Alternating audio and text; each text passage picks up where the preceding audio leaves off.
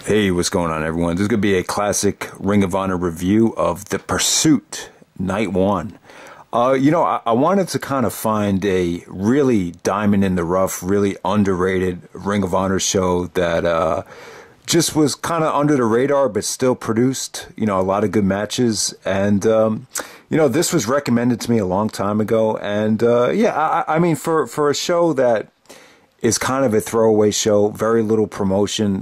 This was actually, I believe, one of the last shows before Final Battle 2013. So this is called The Pursuit Night 1, November 15th, 2013, from Dearborn, Michigan, featuring Jimmy Jacobs getting a title shot in his hometown. 2013 for Ring of Honor, it was kind of a transitional time. It wasn't that bad. I mean, it probably is one of the worst years in the history of the company, but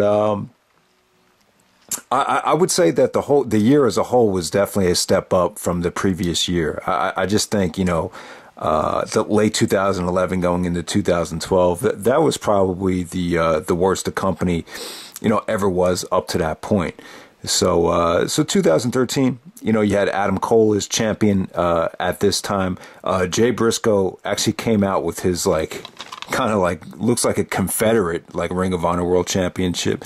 So I don't think Jay ever officially lost the belt. I remember Adam Cole actually won the title in a tournament at Death Before Dishonor, but I can't remember exactly how Jay Briscoe lost the title.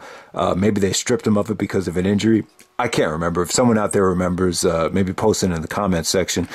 But yeah, let's just get right down to the show.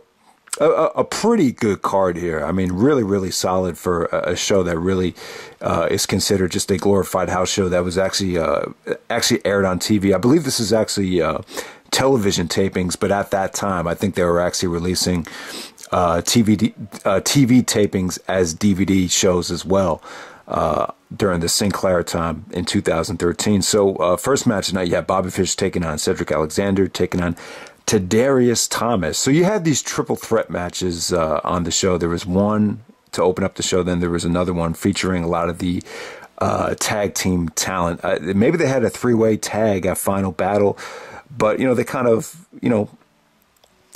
split up the teams here, and you have Bobby Fish representing his team, Cedric representing CNC, and Tadarius, I think, and ACH were a team as well. Basically, the story of this match is Cedric Alexander. The match was kind of whatever, but the last, Cedric's offense was very explosive at the end. He was just bang, bang, bang, and then he got the finish. And you could definitely tell Cedric Alexander had a lot of potential at the time. 2013 was a huge breakout year for him. I remember the match he had with Davey was very eye-opening. And, Cedric went on to, have a pretty good career. I mean, his WWE work, hasn't been anything too special so far, but, at least he got on television. I think he was part of that big tournament a couple years ago on the WWE Network. And, yeah, man. So next up we have Matt Taven, the Ring of Honor television champion, coming out there with Truth Martini and the ultra hot Scarlett. You remember her? Yeah, she was really hot. I forgot about how hot she was. And Matt Taven actually takes on Zach Gowen. I hate to be an asshole, but I'm just not a big fan of Zach Gowen. But you guys know he had a prosthetic leg. And they did a lot of stuff with him on SmackDown in 2003. Major storyline with Vince. Major crazy. One of the craziest segments ever with Brock Lesnar. They wanted to kind of reinforce Brock Lesnar's heel turn by beating up Zach Gowen. Remember that? But this match was kind of funny to me. The fans were actually chanting Pauly Shore to Matt Taven. Pauly Shore, he was a pretty big movie star in the early 90s. I remember he did a movie called Encino Man, and the fans just chanting Pauly Shore, Pauly Shore. Tommaso Ciampa actually came out. And, Tommaso and cut a great promo on Matt Taven, basically called him a pussy. So they kind of built up to their match at Final Battle after Taven, made short work of Zach Gowen. So next up you had Eddie Edwards taking on Jay Lethal. Awesome match here. This is the match of the night by far. Just a great combination here. Eddie Edwards, man.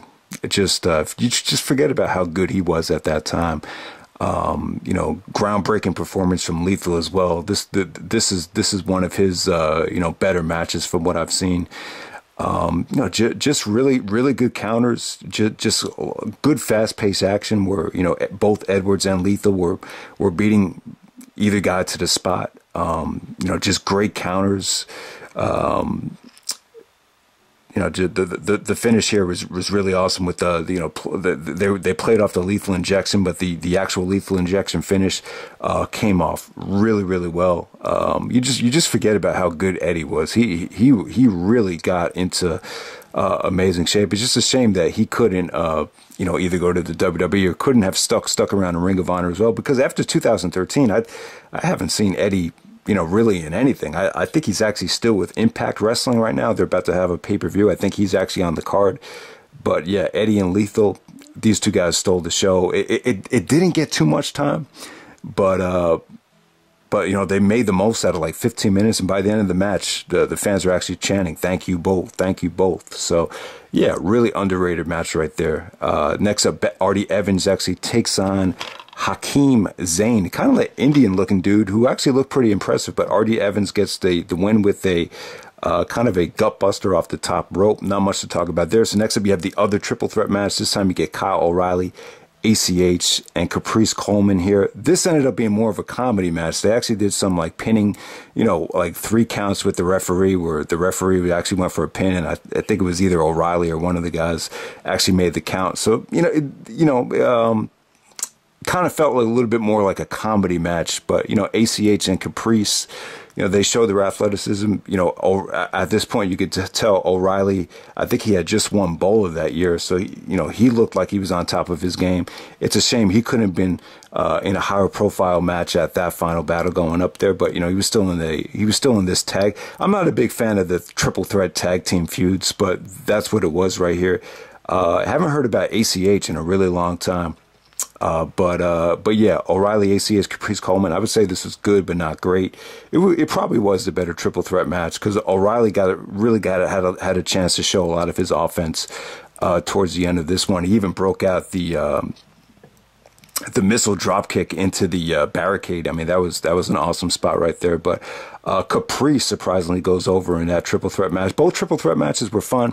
It was a pretty creative thing to build towards a, you know, tag team matchup at Final Battle featuring, you know, 3 different tag teams. It's tough to make that work from a creative standpoint, but, you know, they did a pretty good job there. Next up, you have Mark Briscoe taking on Unbreakable Michael Elgin. Yeah, you know, this match had a lot of potential here. Basically, Jay was feuding with Elgin to build to the triple threat match at Final Battle.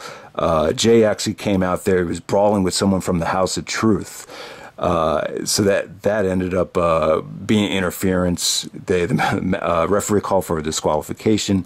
Mark Briscoe actually hits a moonsault off the top rope to everybody on the outside. So it was cool to see Mark finally do some, you know, another high spot. The high spots that Mark did after the injuries, you know, he didn't really bust out a lot of them. But basically, this was just, you know, it's just a shame. It looked, Nigel came down, the matchmaker at the time. It looked like they were going to restart this thing, but it ended up being too much chaos, and I guess they just said, fuck it, let's just move on to the next match. So, you know, Mark Briscoe and Elgin never got to finish. This is very disappointing, though. When I saw the card, I'm just like, man, you know, I forgot about this match, but, you know, if this match could have just delivered, you would have had a lot of, like, solid consecutive matches to end this show. But, yeah, that wasn't much of anything. Sorry to disappoint you guys, but, yeah, ended in a DQ. Really nothing much to talk about there. Next up, we had Davey Richards taking on Roderick Strong for the 1 millionth time. But, you know, anytime you get Richards and Strong going out there, and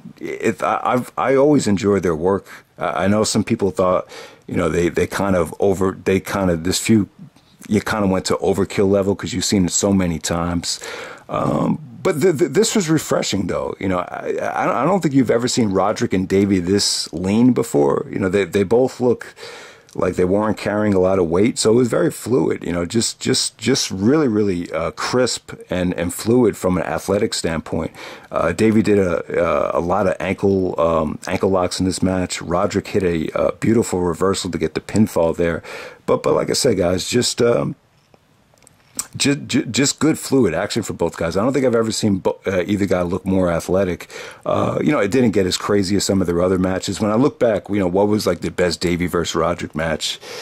Final Battle 2010. That was like the biggest stage they were ever on. That match was kind of, the booking kind of got in the way of that match when you look back on it, because Roderick was champion and Davey was kicking out of a million sick kicks there. Well, I think when I look back on it, though, I think the best Davey and Roderick match, it might have been at the Honor Takes Center stage, WrestleMania 2011 weekend. By that time, you've seen them wrestle so many times. But, that match ended up being surprisingly, just really, really good. And that might be my favorite Davey versus Roderick match. Not to mention, all the matches they had in PWG. The Three Mendes 2 match is really good as well. So I think they actually had a match at Titanica PWG from 2010. But yeah, check out that Honor Takes Center stage match. That might be my favorite Davey versus Roderick match. But this is the last time. I think this might have been like the last weekend Davey Richards wrestled for Ring of Honor. And then he cut that promo, I think it was like in CZW, where he said that Ring of Honor lost its heart. So this might be like the last Davey Richards match in ROH that I think I've seen. And then the main event, you have Adam Cole as ROH World Champion taking on the Zombie Princess, Jimmy Jacobs, with BJ Whitmer by his side. I like the storyline here with Jimmy and BJ reuniting. They used to be a great tag team back in the day. They had that little brother versus and big brother thing. This isn't the first time Jimmy's had a title shot. Jimmy actually had a title shot against Bryan Danielson with BJ Whitmer, a triple threat match back at Throwdown from June in 2006, also in Jimmy's hometown of Detroit, Michigan. This is actually in Dearborn, Michigan. Jimmy actually got a title shot against Nigel. Kevin Kelly said it was back in 2006, but I think he was referring to their 2008 match from Tokyo. I thought that was a non-title match, but Kevin Kelly said that was for the world title. I can't really remember, but those are the only times Jimmy's actually had a title shot. And then this match with Adam Cole right here. I think Jimmy, it's funny, like when Nigel was champion, a lot of the storylines, most of the storylines really revolved around Jimmy Jacobs. So, but, at that time, the fan base would have crapped on Ring of Honor giving Jimmy the title. Probably, it would have been equivalent to like Jack Evans winning the title. The fans would have been all over it. It was just so tough. It was so competitive to be ROH champion back then. I don't think a Jimmy Jacobs title reign would have ever worked. However, though, at this, around this time, if Jimmy was still in his prime, still had his head together, I think a Jimmy Jacobs title reign wouldn't have been that bad, because he's great on the mic, especially in these, when Jimmy's motivated and he's focused, he could put out a great effort here. Him and Cole had a good match. There was great interference from BJ Whitmer. He was kind of like the enforcer, making sure Adam Cole didn't, use the championship behind his back. You had Jimmy doing the Contra Code, Adam Cole kicking out of it. Yeah, just a lot of good stuff here. Adam Cole actually hits the Canadian Destroyer to win the match. I guess he called it Panama Sunrise at the time. Jimmy actually kicked out of the Florida Keys. So Jimmy put up a good fight. This is a good match. Fans really got behind Jimmy Jacobs. Jimmy's went through a lot of ups and downs, so it was nice to see him finally get a legit ROH World title shot. I believe this actually aired on television. So good match right there. Adam Cole, at the time, I wasn't a huge fan of him. I think a lot of people thought he was bland back then. When I look back on it, I think Adam Cole probably would have been better off staying in Evolve. I think Gabe probably would have been a better mentor for him in terms of, getting the more out of his personality and getting a better edge out of him.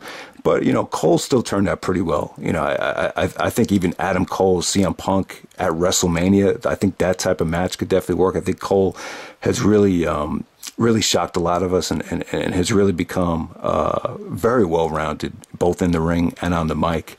But at that time, I think Ring of Honor was still a good developmental time for him. In 2013, he was still developing as champion, but it was just a different time at that time. you know, a lot of the fan base just wasn't as demanding as they were back in the day. So Cole was able to be champion and kind of get away with it at the time. But that's pretty much it, guys. This is the Pursuit Night 1. I wanted to review like a really underrated Ring of Honor show. It's a good show, but you know, it's not as good as I thought it was. I was trying to find something that went really under the radar and still like knocked it out of the park. With this show right here, you got Eddie and Jay Lethal. I say that was a 4-star match. Davey and Roderick Strong was, you know, just a good ending to their chapter right there. You could still argue that was a 4-star match. And then the main event, you know, Jimmy Jacobs. This is only the 3rd time he was ever granted a title shot against Adam Cole, and you could still argue that being the match of the night. So, you know, you could argue that you had 3 4-star matches on the show. The triple threat matches were pretty creative and pretty fun. And, yeah, so the Pursuit Night 1, yeah, probably one of the most underrated Ring of Honor shows of 2013. All right.